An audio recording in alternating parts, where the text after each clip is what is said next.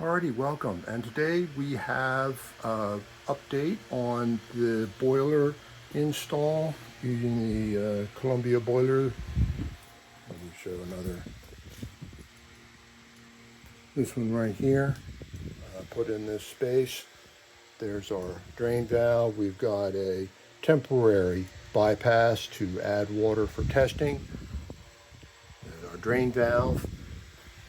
Usually it's a good idea to put a little drain hose on there, so I've been getting these female hose by barbed adapters to go on these odd lengths of washing machine pressure hoses that I collect.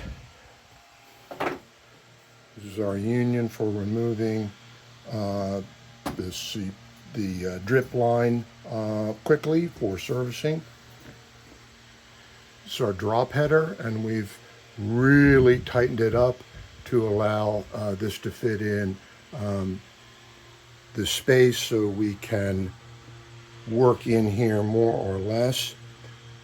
But what we wound up doing on this wet return, because we had suspicions that the wet return was going to be clogged or slow, is, oh yeah, right. There was an oil tank here just a couple of days ago and it was removed, so that freed up a huge amount of real estate. So we were able to gain access to this point here where we installed a MegaPress, a coupling, and a 10-foot piece of steel pipe. If we needed to go back this way, we had access here. But once we cut this pipe, we were able to blow using just our lung power and determine that this line was free. So we got rid of as much of the crustiness as we could.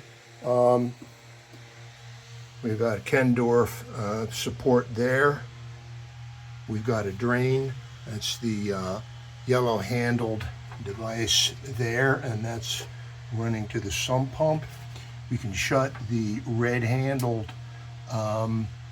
valve and allow for a no return flush, which we did earlier, and made sure that this line had most of the googies removed.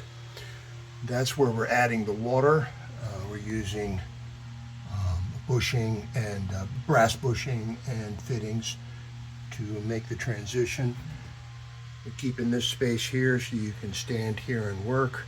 There's just a clean out on the Harford loop, and there's your return there using a malleable fitting, a Street 90 to reduce corrosion. And there again is a clean out for removing trash. All right, so back to the VXT.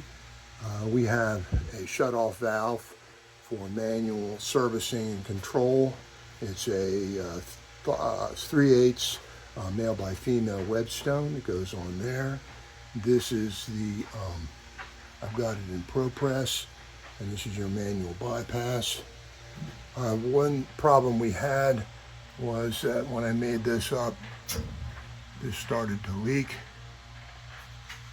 right there. So we're going to have to take that apart and replace something there. And we got our hardware supporting it, and we'll be able to go ahead and take that apart and make it work.